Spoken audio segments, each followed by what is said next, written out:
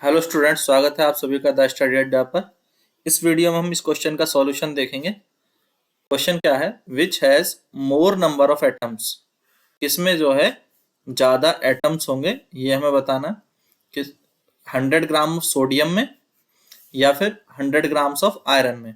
ठीक है, क्वेश्चन समझ में आ गया। 100 ग्राम आयरन में या 100 ग्राम सोडियम में किसमें ज्यादा जो है वो एटम्स होंगे, नंबर ऑफ एटम्स होंगे या मॉलिक्यूल्स होंगे। ठीक है, इसको मॉलिक्यूल्स भी आप समझ सकते हैं। तो अब बात करते हैं, देखें। तो पहले हम सोडियम को लेकर सॉल्व करते हैं। तो हमें पता है, यहाँ पर हमें दिया है atomic mass of sodium is 23 and Fe is 56। तो इसी से स्टार्ट करें। गिवन क्या दिया है, एटॉमिक मास। ठीक है, atomic mass of sodium which is 23। ठीक है, अब इसी को हम कह सकते हैं ग्राम एटॉमिक मास। यही हमारा क्या होता है, इसको अगर हम ग्राम में लेके जाएं तो gram atomic mass of sodium is 23 gram. Gram atomic mass से मतलब क्या होता है कि एक मोल अगर हम सोडियम लेंगे, एक मोल, तो उसमें जो है 23 ग्राम जो है वेट होगा। या हम कह सकते हैं 1 मोल ऑफ सोडियम या weight of 1 mole of sodium वो होगा 23 ग्राम। और इस 23 ग्राम सोडियम में मॉलिक्यूल कितने होंगे, क्योंकि because the number of molecules in 1 mole of an element is equal to Avogadro number. ठीक है, यह आपने पढ़ा होगा। और एवोगाद्रो नंबर क्या होता है, 6.022 into 10 to the power 23 molecules. ठीक है, तो इसका मतलब मैं ये कह सकता हूं कि 23 ग्राम सोडियम में, ठीक है, कितने मॉलिक्यूल्स होंगे। So 23 gram of sodium has 6.022 into 10 to the power 23 molecules. Clear है। अब हमें कैलकुलेट करना है 100 ग्राम।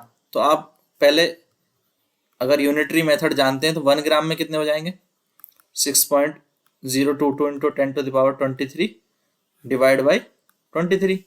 इसी तरह से आप कर पाएंगे कि 100 ग्राम में कितने हो जाएंगे, 100 ग्राम ऑफ सोडियम में तो 6.022 into 10 to the power 23 into 100 divide by 23। तो इसको कैलकुलेट कर लीजिए, तो आपका आंसर आ जाएगा 2.61 into 10 to the power 24 molecules. ठीक है, तो कर पाएंगे इस तरह से इसको सॉल्व। इसी तरह से आपको सोडियम के बाद इसी तरह से आपको आयरन को सॉल्व करना है। तो चलिए मैं दिखाता हूँ। तो ये हम फर्स्ट पार्ट हो गया। अब इसका सेकंड पार्ट देख लो। सेकंड पार्ट में क्या लेंगे, हमें दिया है वही atomic mass of iron which is 56। ठीक है, तो 56 हो गया।